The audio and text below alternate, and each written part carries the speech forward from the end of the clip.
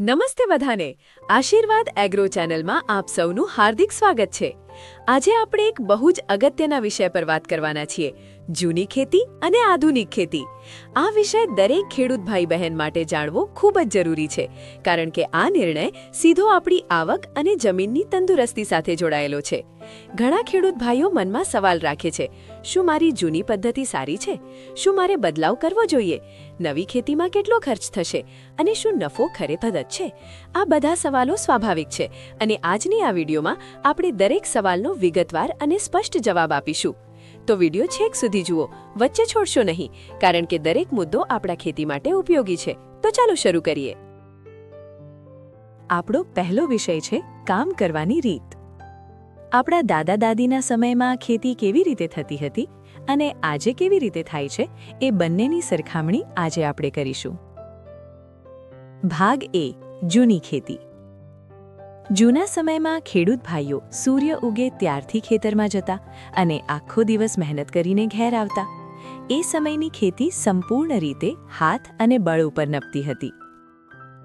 જૂની ખેતીમાં બળદ જોડીને હળ ખેંચવામાં આવતું। બી વાવવાનું કામ ખેડૂત પોતે હાથે ચાલીને કરતા, ખભે કોથળો ભરાવીને એક એક બી ખેતરમાં નાખતા।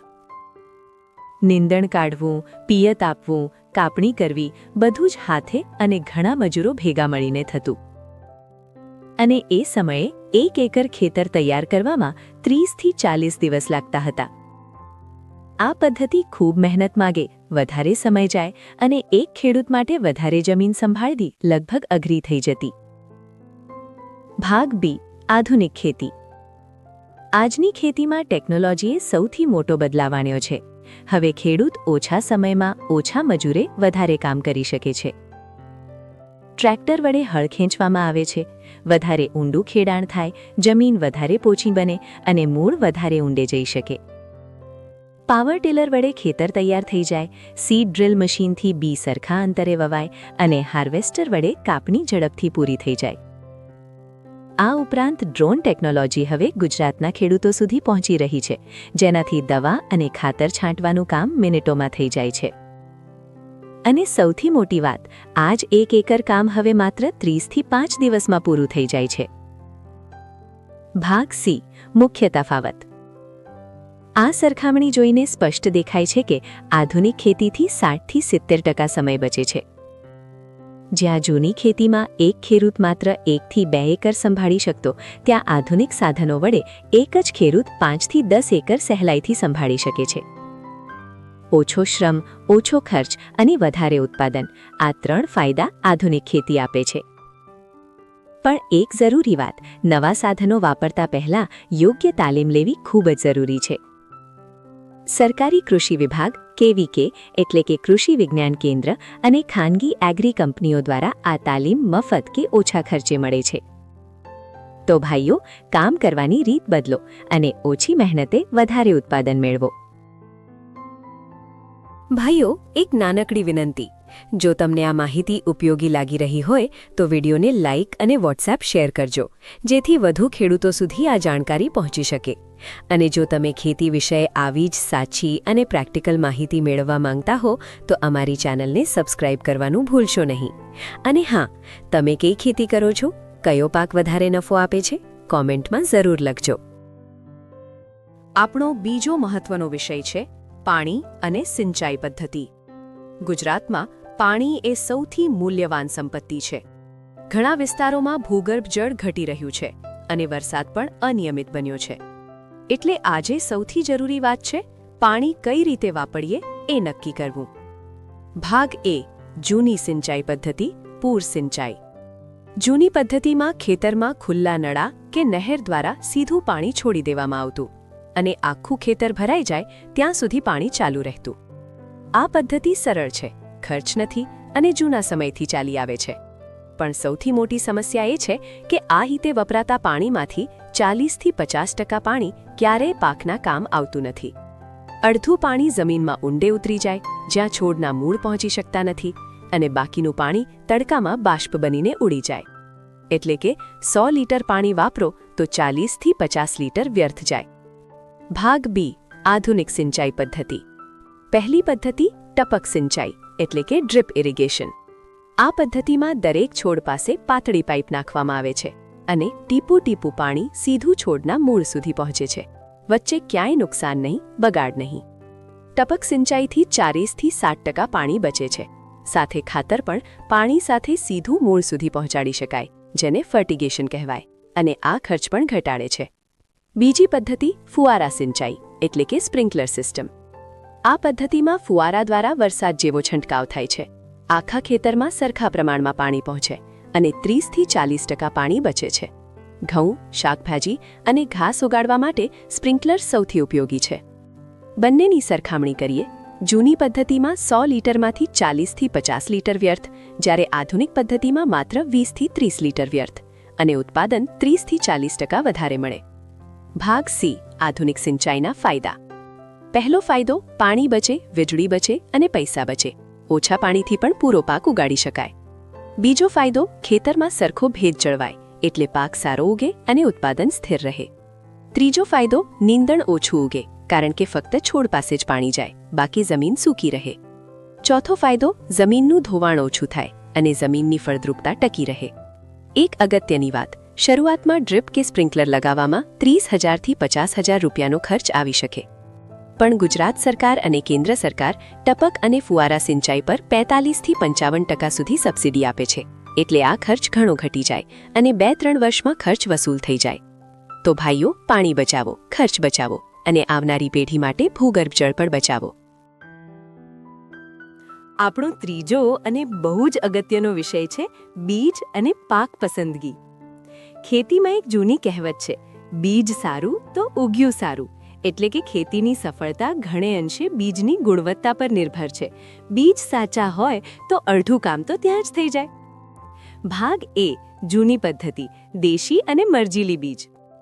આપણા વડીલો વર્ષોથી પોતાના ખેતરમાં ઉગેલા પાકમાંથી સારા સારા દાણા અલગ કાઢીને સાચવી રાખતા અને આવતી સાલ એ જ બીજ વાવતા. આ પ્રક્રિયા પેઢી દર પેઢી ચાલતી આવી છે. દેશી બીજના ઘણા ફાયદા છે. આ બીજ આપણી સ્થાનિક જમીન અને આબોહવા સાથે ટેવાયેલા હોય છે. ઓછું પાણી હોય, ગરમી પડે કે ઠંડી આવે, આ બીજ સહન કરી લે છે. કીટ અને રોગ સામે પ્રતિકારક શક્તિ વધારે હોય છે અને ખર્ચ તો લગભગ નહીવત, કારણ કે બીજ ઘેર જ હોય. પણ એક મોટી મર્યાદા, ઉત્પાદન ઓછું મળે. ઉપજની વાત કરીએ તો ચોખામાં 1 એકરે 20થી 25 મણ અને ઘઉંમાં 12થી 15 મણ જેટલું ઉત્પાદન મળે. ભાગ બી. આધુનિક પદ્ધતિ, હાઇબ્રિડ અને સુધારેલા બીજ. છેલ્લા 2-3 દાયકામાં કૃષિ વિજ્ઞાને ખેડૂતોને ઘણી મોટી ભેટ આપી છે અને તે છે હાઇબ્રિડ બીજ. આ બીજ પ્રયોગશાળામાં વૈજ્ઞાનિક રીતે તૈયાર કરવામાં આવે છે. 2 અલગ અલગ જાતોના ઉત્તમ ગુણ ભેગા કરીને એક નવી ઊંચી ઉત્પાદક જાત તૈયાર કરવામાં આવે છે. હાઇબ્રિડ બીજ વાવો એટલે ઉત્પાદન 2 ગણું, ક્યારેક 3 ગણું પણ મળે. ઓછી જમીનમાં પણ વધારે ઉત્પાદન શક્ય બને અને દાણાની ગુણવત્તા પણ બજારમાં ઊંચા ભાવ અપાવે. ઉપજ જોઈએ તો ચોખામાં 1 એકરે 40થી 50 મણ, ઘઉંમાં 40થી 45 મણ અને મકાઈમાં 50થી 60 મણ સુધીનું ઉત્પાદન મળી શકે. ભાગ સી. દેશી અને હાઇબ્રિડ બીજની સરખામણી. ઉત્પાદનની વાત કરીએ, દેશી બીજ 15થી 25 મણ આપે, જ્યારે હાઇબ્રિડ 40થી 60 મણ આપે. ફરક સ્પષ્ટ છે. બીજના ભાવ જોઈએ, દેશી બીજ 200થી 300 રૂપિયા કિલો, જ્યારે હાઇબ્રિડ 800થી 1500 રૂપિયા કિલો સુધી જઈ શકે.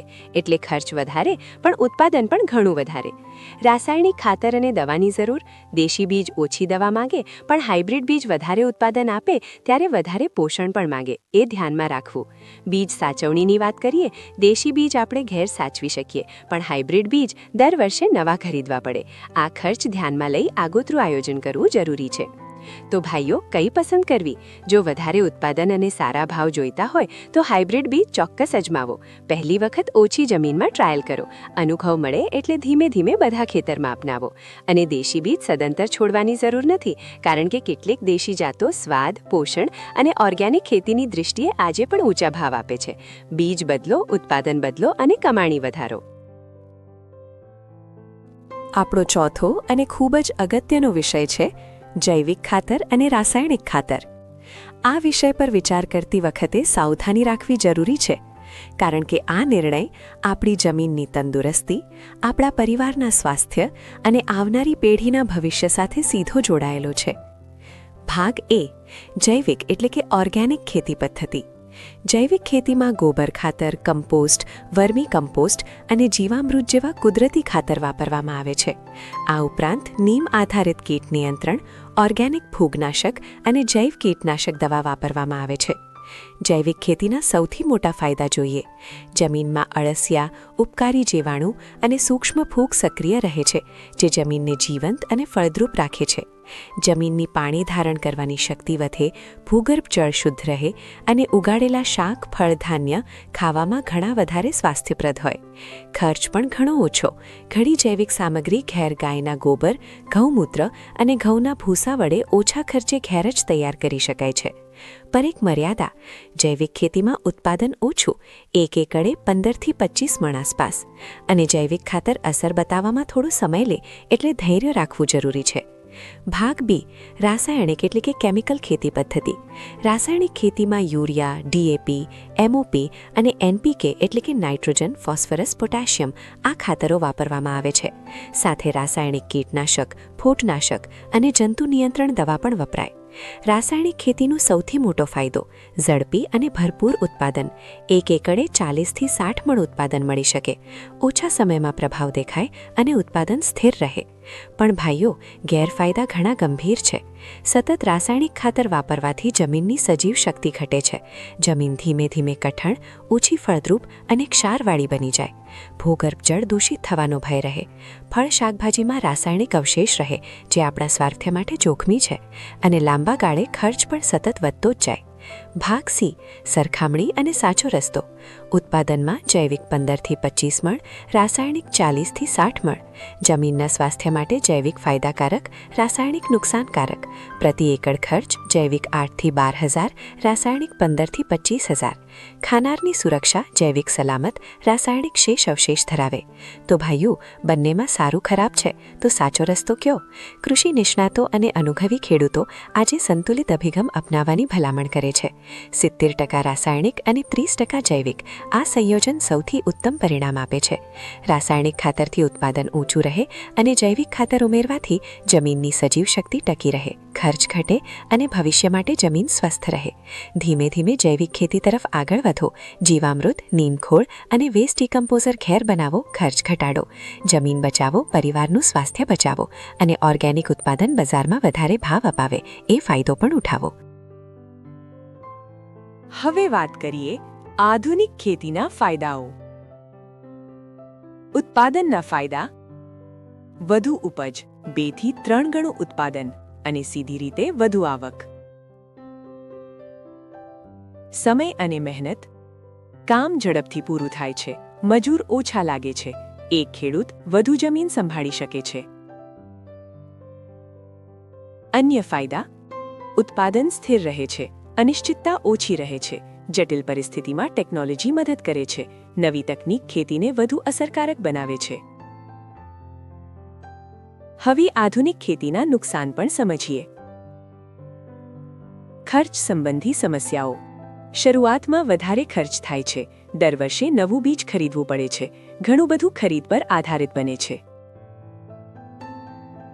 પર્યાવરણ પર અસર: વધારે ખાતરથી જમીન બીમાર બની શકે છે, પાણી પ્રદૂષિત થવાનો ખતરો રહે છે, કીટોમાં રેઝિસ્ટન્સ વધે છે.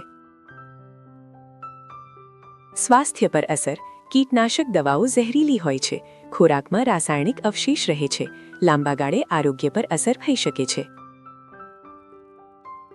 અન્ય જોખમ: હાઇબ્રિડ બીજ સાચવી શકાતા નથી, કંપનીઓ પર આધાર વધે છે, નકલી બીજ અને દવાઓનો ખતરો રહે છે.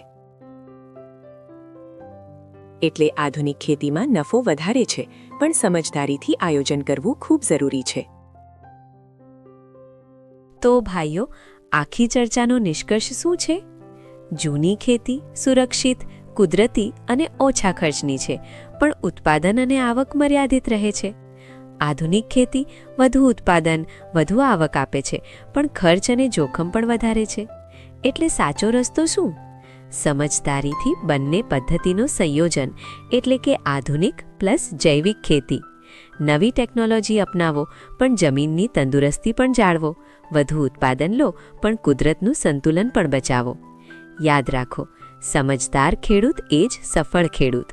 જો આ માહિતી તમને ઉપયોગી લાગી હોય તો વિડીયોને લાઇક કરો, શેર કરો અને ચેનલને સબસ્ક્રાઇબ કરવાનું ભૂલશો નહીં. કોઈ પ્રશ્ન હોય તો કોમેન્ટમાં જરૂર લખજો, અમે ચોક્કસ જવાબ આપીશું. મળીએ આગામી વિડીયોમાં નવી માહિતી સાથે. જય જવાન, જય કિસાન.